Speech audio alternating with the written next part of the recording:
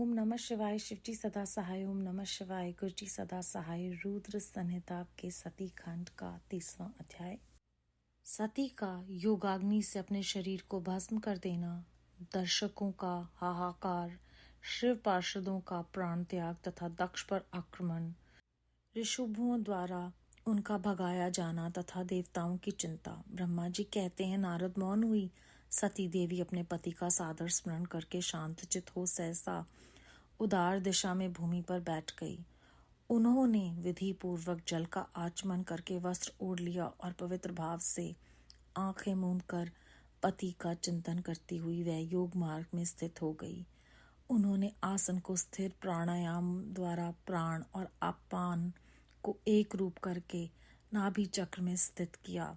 फिर उदान वायु को बलपूर्वक नाभि चक्र से ऊपर उठाकर बुद्धि के साथ हृदय में स्थापित किया। तत्पश्चात शिव की प्राणवल्लभा अनंतता सती उस हृदय स्थित वायु को कंठ मार्ग से भ्रुकुटियों के बीच में ले गई। इस प्रकार दक्ष पर कुपित हो सहसा अपने शरीर को त्यागने की इच्छा से सती ने अपने संपूर्ण अंगों में योग मार्ग के अनुसार वायु और अग्नि की धारणा की। तदनंतर अपने पति के चरणविंदों का चिंतन करती हुई सती ने अन्य सब वस्तुओं का ध्यान भुला दिया। उनका चित्त योग मार्ग में स्थित हो गया था, इसलिए वहां उन्हें पति के चरणों के अतिरिक्त और कुछ नहीं दिखाई दिया। मुनि श्रेष्ठ सती का निष्पाप शरीर तत्काल गिरा और उनकी इच्छा के अनुसार योगाग्नि से जलकर उसी क्षण भस्म हो गया। उस समय वहां आए हुए देवता आदि ने जब यह घटना देखी तब वे बड़े जोर से हाहाकार करने लगे। उनका ये महान, अद्भुत, विचित्र एवं भयंकर हाहाकार आकाश में और पृथ्वी पर सब और फैल गया। लोग कह रहे थे, हाय महान देवता भगवान शिव की परम प्रियसी सती देवी ने किस दुष्ट के दुर्व्यवहार से कुपित हो अपने प्राण त्याग दिए। अहो ब्रह्मा जी के पुत्र दक्ष की बड़ी भारी दुष्टता तो देखो। सारा चराचर जगत जिसकी संतान है, उसकी पुत्री मनस्विनी सती देवी जो सदा ही मान पाने के योग्य थी, उसके द्वारा ऐसी निरादरित हुई कि प्राणों से ही हाथ धो बैठी। भगवान वृषध्वज की प्रिया सती सदा सभी सत्पुरुषों के द्वारा निरंतर सम्मान पाने की अधिकारिणी थी। वास्तव में उसका हृदय बड़ा ही असहिष्णु है। वह प्रजापति दक्ष ब्रह्मांड द्रोही है, इसीलिए सारे संसार में उसे महान अपयश प्राप्त होगा।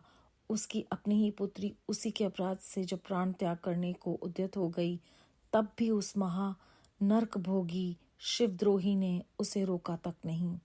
जिस समय सब लोग ऐसा कह रहे थे, उसी समय शिवजी के पार्षद सती का यह अद्भुत प्राण त्याग देखकर तुरंत ही क्रोधपूर्वक अस्त्र शस्त्र ले दक्ष को मारने के लिए उठ खड़े हुए। यज्ञ मंडप के द्वार पर खड़े हुए वे भगवान शिव के समस्त 60,000 पार्षद, जो बड़े भारी बलवान थे, अत्यंत रोष से भर गए और हमें धिक्कार है ऐसा कहते हुए भगवान शिव के गणों के साथ वे भी वीर युद्धपत बारंबार उच्च स्वर से हाहाकार करने लगे। देव ऋषि कितने ही पार्षद तो वहां शोक से ऐसे व्याकुल हो गए कि वे अत्यंत तीखे प्राणाक्ष शस्त्रों द्वारा अपने ही मस्तक और मुख आदि अंगों पर आघात करने लगे। इस प्रकार 20,000 पार्षद उस समय दक्ष कन्या सती के साथ ही नष्ट हो गए। वह एक अद्भुत सी बात हुई। नष्ट होने से बचे हुए महात्मा शिव के प्रमथगण क्रोधयुक्त दक्ष को मारने के लिए हथियार लिए उठ खड़े हुए। मुने उन आक्रमणकारी पार्षदों का वेग देखकर भगवान भृगु ने यज्ञ में विघ्न डालने वालों का नाश करने के लिए नियत अपहता असुरः राक्षस वेदभषद इस यजुर मंत्र से दक्षिणाग्नि में आहुति दी। भृगु की आहुति देते ही यज्ञ कुंड से ऋषभ नामक सहस्रों महान देवता जो बड़े प्रबल वीर थे वहां प्रकट हो गए। मुनीश्वर उन सबके हाथों में जलती हुई लकड़ियां थी। उनके साथ प्रमथगणों का अत्यंत विकट युद्ध हुआ, जो सुनने वालों के भी रोंगटे खड़े करने वाला था। उन ब्रह्मतेज से संपन्न महावीर ऋषभुओं की ओर से ऐसी मार पड़ी जिससे प्रमथगण बिना अधिक प्रयास के भी भाग खड़े हुए।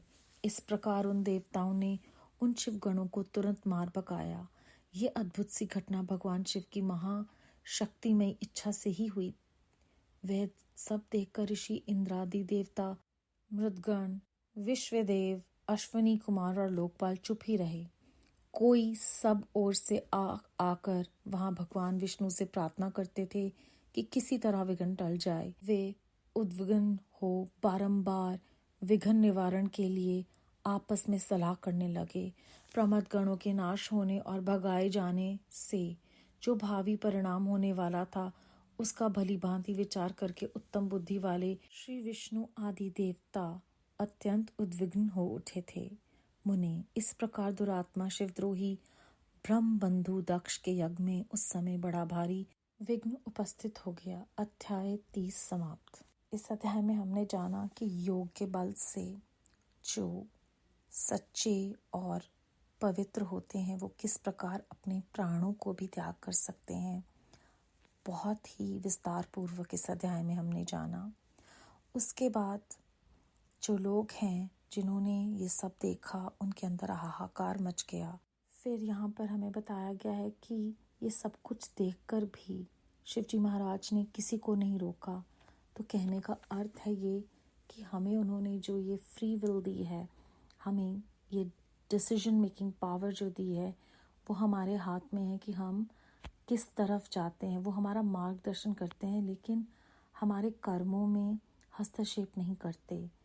और इसी तरह से उन्हें जब उनके पार्थिव गणों को भी धुतकार कर वहाँ से बाहर भेजा गया, उन्होंने कुछ नहीं किया। इस अध्याय में लिखा हुआ है कि शिवजी की महाशक्तिमती इच्छा से ही ये सब कुछ हुआ है। सब सलाह कर रहे हैं लेकिन कुछ नहीं हो पाता, क्योंकि होता वही है जो होना है और अपने निश्चित समय पर।